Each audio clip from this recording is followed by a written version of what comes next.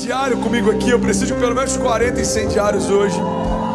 Eu não sei se você reparou, mas a gente expandiu a igreja e a gente já tá full house. Já tem gente lá na arquibancada no final. Então a gente precisa aumentar o número de incendiários para equilibrar aqui com o número de visitantes, ok? Você tá comigo? Bom, hoje eu não vou trazer um sermão. Eu quero trazer só uma reflexão, porque a gente vai ter um momento ainda com... Obrigado pelo ar, glória a Deus por isso.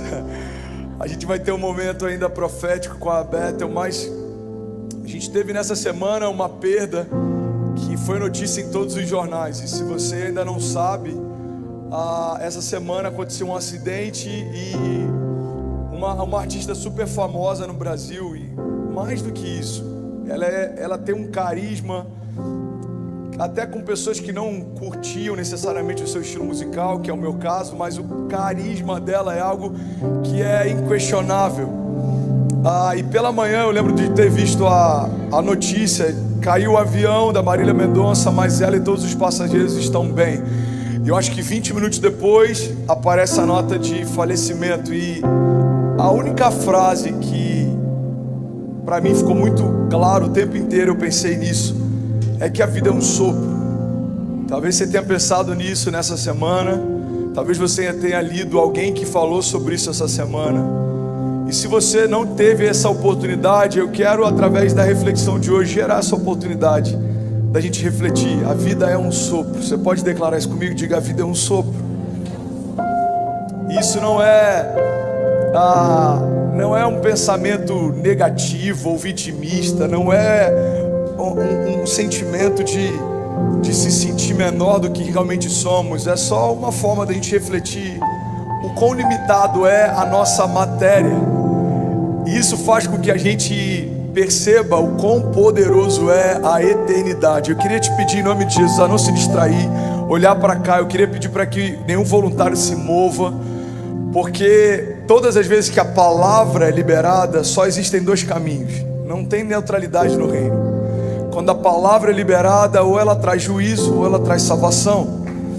E eu quero construir com você uma ponte para a eternidade. Tem pessoas que vão acessar a eternidade hoje através de uma rendição total a Jesus. Você está comigo? É para isso que Deus chamou a gente. É para isso que Ele estabeleceu a igreja. É uma agência do céu na terra. É como alguém que libera bilhete para a eternidade. A diferença é que você não precisa pagar por ele. Jesus já pagou. Já está pago, amém? Então tem uma passagem que está em Tiago 4,14, diz assim: vocês não sabem o que acontecerá amanhã. O que é a sua vida? Vocês são como a neblina que aparece por um pouco e depois se dissipa. E eu lembro que essa passagem me marcou porque eu li num livro de alguém que foi um dos mestres que ajudou a construir a minha cosmovisão, os meus fundamentos da fé, que é o pastor Drummond Lacerda. Tem um livro dele que ele fala exatamente sobre isso. A vida é como um homem que acorda pela manhã, olha pela janela, tem cerração lá fora, ele vai para a cozinha, prepara um café, e quando ele volta, a neblina já se foi. Essa é a duração da nossa história comparada com a eternidade de Deus. É um sopro, passa muito rápido. E eu queria de verdade que você deixasse essa palavra construir algo em você. Pastor, você não acha que vai ficar muito down? Não, down é alguém que poderia ter ouvido falar sobre a eternidade. Através da minha vida, não ouvi, porque a gente usou o púlpito para qualquer outra coisa. Isso é down. A gente está exercitando aqui, manifestando o ministério da reconciliação. A Bíblia diz: fomos reconectados com Deus através do sacrifício físico de Jesus. Mas não só isso, recebemos também o ministério da reconciliação, através do qual Deus nos convida agora para sermos canais para a eternidade. Você é uma ponte que leva pessoas para a eternidade. Sabe, sacerdote, se eu não me engano no latim, na sua origem, significa pontífice. Pontífice nada mais é do que construtor de pontes. Todo sacerdote tem o ofício de construir pontes. Nós somos depois da nova aliança, estabelecidos como reis e como sacerdotes. Nós governamos na terra e nós apontamos para o céu. Nós governamos na terra e nós levamos pessoas para os céus. Esse é o ministério que Deus confiou para você. Você é um construtor de pontes. Quando você abre a sua boca e fala de Jesus para alguém e essa pessoa é tocada pela vida de Deus, você construiu uma ponte conectando essa família com a eternidade. Você está comigo? E é sobre isso que eu quero falar nessa manhã. A vida é um sopro, irmão. A vida é um sopro. Alguns momentos que a Zinha já até me questionou por falar tanto isso. Amor, você não acha que você fala demais sobre isso? Sobre a experiência de quase morte, repensar e tratar todos os dias como se fossem os últimos. Mas cada dia mais, em especial nesses últimos 2 anos que estão sendo insanos, eu nunca vi a gente perder tanta gente especial como nesses 2 anos. Pessoas da família, pessoas próximas, pessoas que são referências para a nossa geração. 2019, 2020 e agora o finalzinho de 2021 é uma janela na história da nossa geração que precisa ser levada em consideração. Eu sempre penso nessa perspectiva, irmão. Como eu não sei quando vai ser o último dia, eu preciso tratar todos eles como se fosse a última vez, porque um dia eu vou acertar. Para pensar. Quem estava no último show da Marília Mendonça não tinha ideia que aquele seria o último show. Para pensar. Ela não tinha ideia que aquele seria o último show.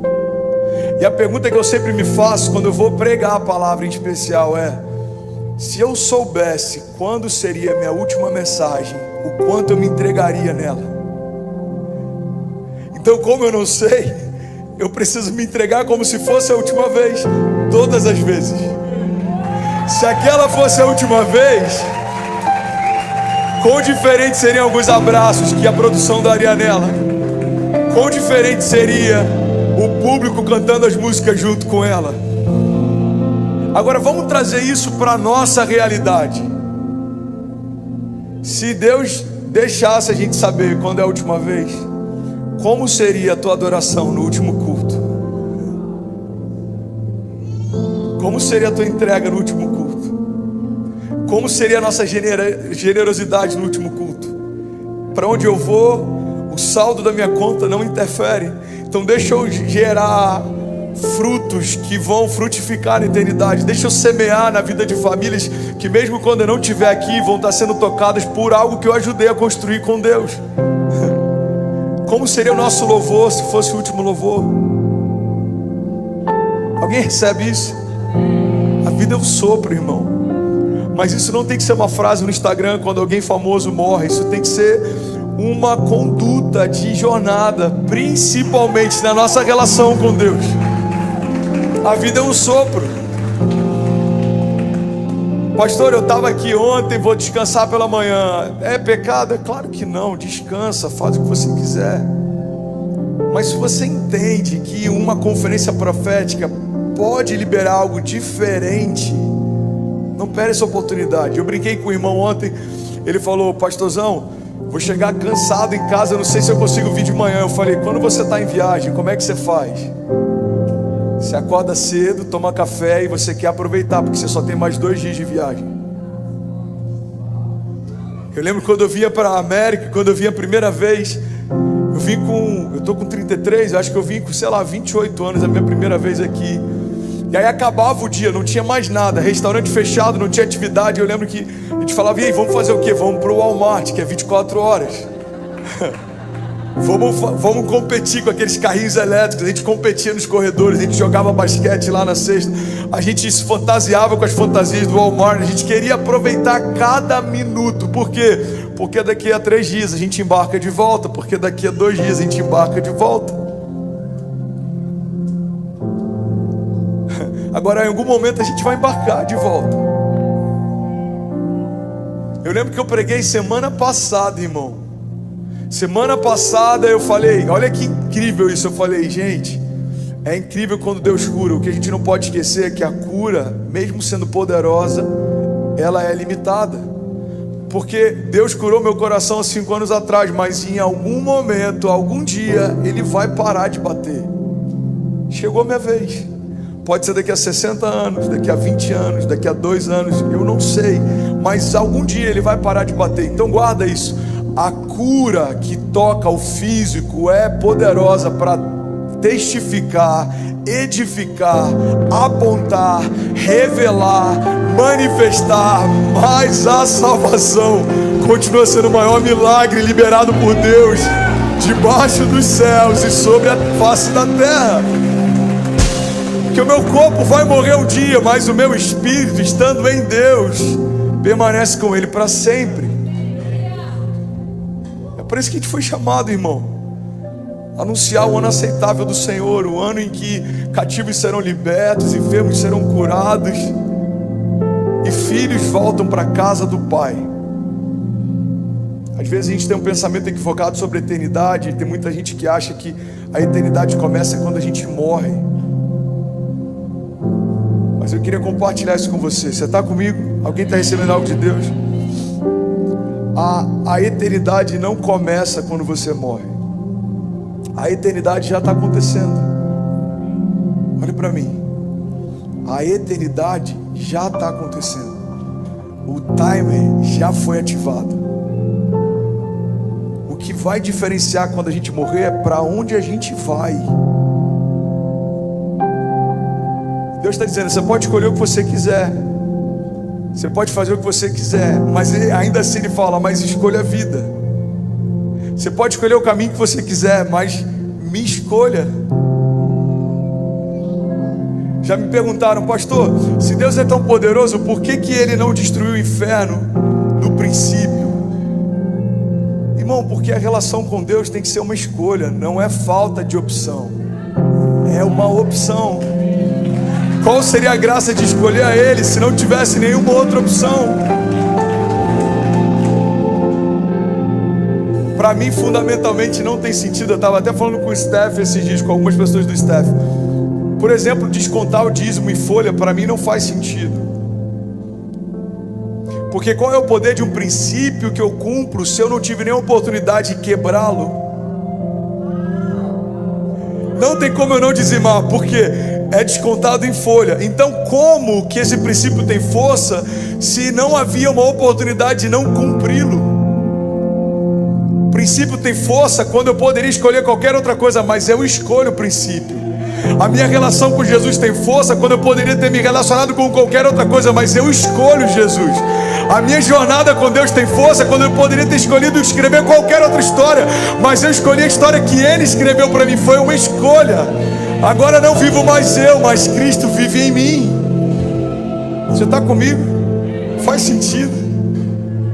É por isso que a fidelidade é tão poderosa. Você poderia ter escolhido qualquer outra pessoa, mas você escolheu mais um dia a pessoa que Deus deu para você. E no dia seguinte, de novo, no dia seguinte, de novo. É um princípio. Eu lembro que eu compartilhei um pensamento do Francis Chan, se eu não me engano, alguns meses atrás, e ele fala que é louco como que a maior parte das perguntas que nós pastores recebemos hoje sobre o céu são pessoas com medo de ir para o inferno. Então perguntam, como eu faço para não ir para o inferno? O que eu preciso fazer para conseguir ir para o céu? Quais são os limites que eu posso tramitar sem perder a salvação? Ou, enfim, eu não vou entrar nessa questão de doutrinário se perde ou não. O ponto é que a crise da nossa geração é que a maior parte das pessoas tem buscado o céu só como um livramento para não ir para o inferno. Mas o céu não deve ser um lugar desejado porque a gente não foi para um lugar pior. O céu só tem graça porque Deus está lá. Porque qualquer lugar sem Deus se torna um inferno. Qualquer lugar com Ele se torna céu. Você está comigo? Jesus resistiu no meio do deserto. Era calor, Ele estava com fome, estava sendo tentado não por um principado ou potestade, pelo próprio Satanás. Mas Ele resiste no deserto. Adão se perde no paraíso. Os lugares se tornam especiais por quem está lá, irmão. O céu é um lugar que eu desejo estar, porque o meu Pai está lá. Você está comigo? Diga amém. A vida é um sopro, irmão. Romanos 5:17, é por isso que eu queria ficar só na reflexão, que se deixar eu vou direto. Eu tenho mais 4 minutos. Alguém está recebendo algo de Deus? Romanos diz assim: se pela transgressão de um só a morte reinou por meio dele, muito mais aqueles que recebem de Deus a imensa provisão da graça e a dádiva da justiça reinarão em vida. Alguém pode dizer glória a Deus por isso? Reinarão em vida por meio de um único homem, Jesus. Irmão, esse é o desafio. Olha para cá. Enquanto você está aqui, o teu desígnio é reinar em vida. O que a gente não pode esquecer é que a nossa história não se resume a isso daqui. Esse é o desafio. Olhar para a terra a ponto de governar nos dias atuais, olhar para os céus a ponto de saber que lá é o meu destino final. Quando eu estou em um dos extremos, eu só estou esperando que Jesus venha, Maranata, a hora vem, e eu não quero exercer o meu ministério, o meu chamado, reconciliar filhos. É como alguém que não toca naquilo que está morto por medo de se contaminar. A igreja por muito tempo foi assim. Você não pode ir nesses lugares, você não pode falar com essas pessoas, você não pode, irmão. Como ouvirão se não há quem pregue? A igreja tem que estar lá. Não faz sentido a gente receber a salvação, se trancar em casa e falar: eu só estou esperando Jesus chegar, volta logo Jesus. Não, calma. Até que Ele chegue, governe. Até que Ele venha, reconecte filhos com Ele. Até que Ele venha, exerça o teu chamado, o teu ministério, frutifique. Agora, o outro extremo é a gente só focar nas coisas da terra. Tem igrejas que a sua teologia só é focada naquilo que Deus pode dar para você nesse tempo. São campanhas de prosperidade, campanhas de mover financeiro, campanhas de cura física. Pastor, mas isso não é de Deus? É de Deus, mas Deus não se resume a isso. Se eu olho para Deus como um canal que só cura, eu trato Ele com a mesma autoridade que eu trato qualquer remédio que funciona. Se a minha relação com Deus é pautada só em provisão financeira, eu olho para Ele como qualquer empréstimo disponível no banco. Irmão, Deus não é só aquele que cura, Deus não é só aquele que provê, Deus não é só aquele que me guarda, Deus não é só essas coisas. Antes de todas as coisas, Ele é aquele que se entregou por mim. Aquela coroa era minha, aquela cruz era minha. E porque a minha maldição foi sobre Ele, a bênção dele veio sobre mim. Então eu tenho acesso à provisão porque antes eu fui salvo. Eu tenho acesso à cura porque antes eu fui salvo. Eu tenho acesso à liberdade porque antes eu fui salvo. Eu tenho acesso à paternidade porque antes eu fui salvo. Eu tenho acesso ao reino porque antes eu fui salvo. Irmão, o maior milagre do evangelho é um escravo se tornar filho. Não é alguém pobre se tornar empresário. Não é alguém pobre se tornar empresário. Eu tinha 10 empresas, fali e Deus restaurou. Eu tinha 2 negócios, agora é uma multinacional. Isso é bom, mas uma teologia pautada em coisas da terra nos faz esquecer dos céus. Esqueceram de falar do céu, irmão. Então guarda isso, declara isso comigo. Diga: eu fui destinado a reinar. Diga: eu vou reinar na terra, mas os meus olhos estão firmados nos céus. Intercessores, eu já falei sobre isso aqui. O que é um intercessor?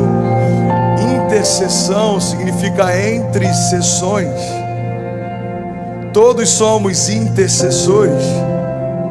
Governamos na terra, apontamos para os céus. É de lá que vem o meu socorro.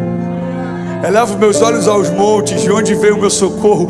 O meu socorro vem do Senhor, que fez os céus e a terra, e me chamou para governar com Ele nos céus e na terra.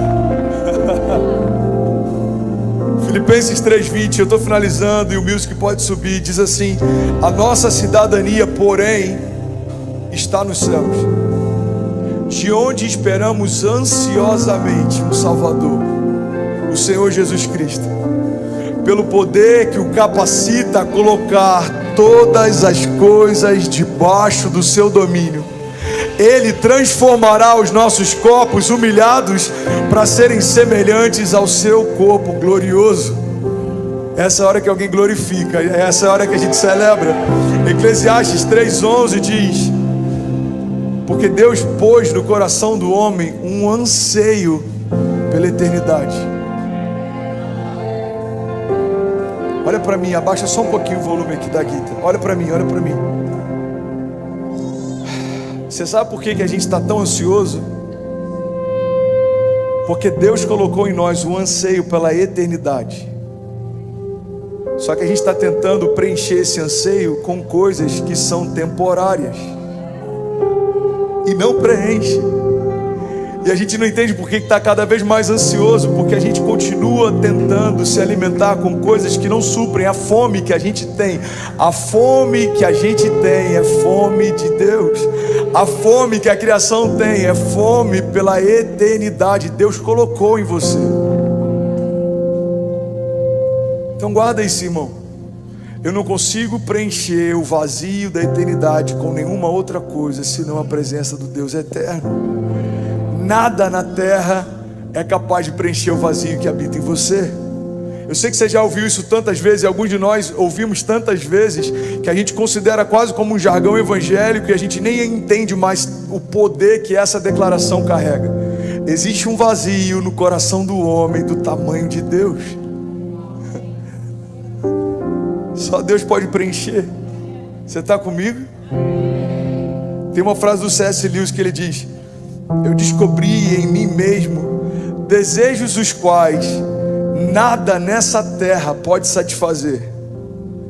A única explicação lógica é que eu fui feito para um outro mundo.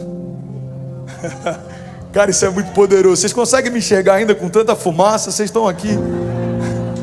O pessoal da fumaça está bem empolgado nas últimas semanas. Está parecendo com aquele show do Gustavo Lima que virou meme. Eu estou achando que é o mesmo voluntário que estava lá. Foi dispensado, veio para cá. Vigia, hein, Léo?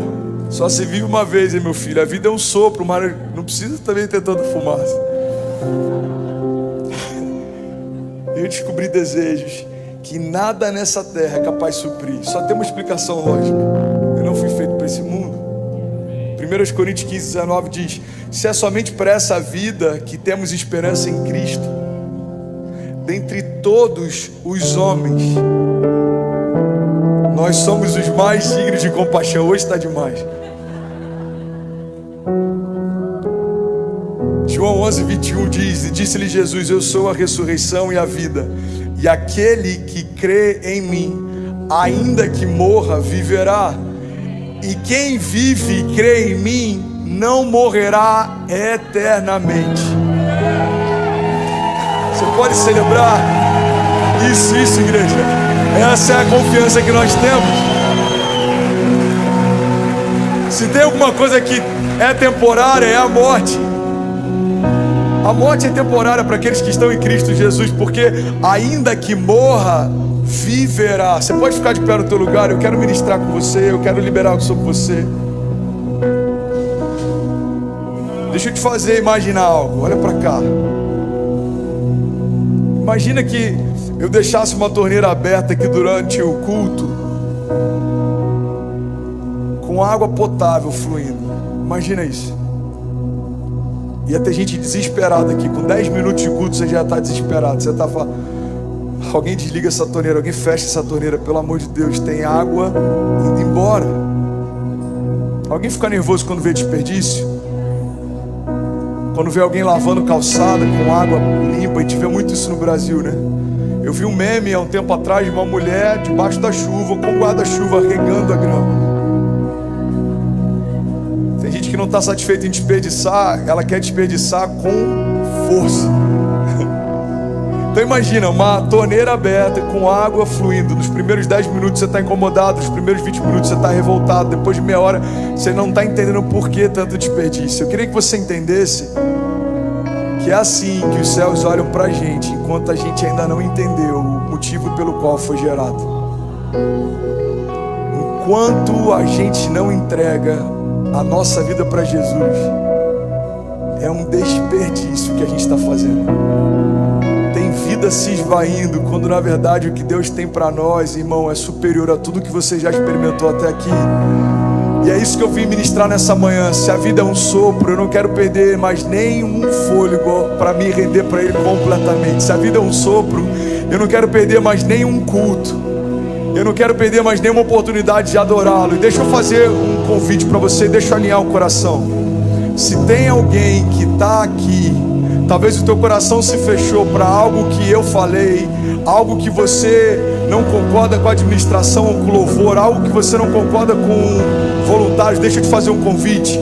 Saia e plante raízes no lugar onde teu coração está sendo alimentado, porque a vida passa rápido demais para a gente perder tempo tolerando o que deveria ser celebrado. Você está comigo? Guarda isso, eu estou ministrando. Nenhum pastor que não tem um coração saudável falaria o que eu estou te falando, irmão. Se você entende que existe algo de Deus, que Deus trouxe você para esse lugar, que Deus quer plantar você nesse lugar, então firme estacas, estabeleça raízes. Mas se não é esse lugar, se não conectou, se os teus filhos não estão sendo bem alimentados, se o teu coração não está sendo preenchido, irmão, a vida é um sopro, não perca tempo. Eu quero declarar sobre você, você nunca mais vai ficar onde você é tolerado. Deus não te chamou para ser tolerado, Deus te chamou para ser celebrado. Você não vai administrar problemas. Problemas não são para ser administrados, problemas são para ser resolvidos. Você não vai olhar mais para o Evangelho como uma anestesia para a sua dor. O Evangelho não é para anestesiar a sua dor. O Evangelho é cura sobre toda dor. Não é feridas que não doem mais, são feridas que não estão mais abertas. E aí, tudo bem? Você acabou agora de assistir um vídeo. Se você ainda não está inscrito, já se inscreve também no nosso canal, ativa esse sininho aqui embaixo de notificação e toda vez que eu fizer uma live ou estiver transmitindo uma mensagem ao vivo, você vai ser um dos primeiros a saber.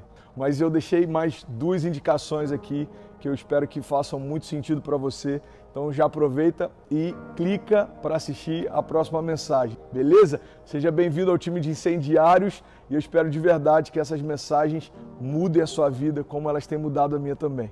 Até a próxima. Valeu!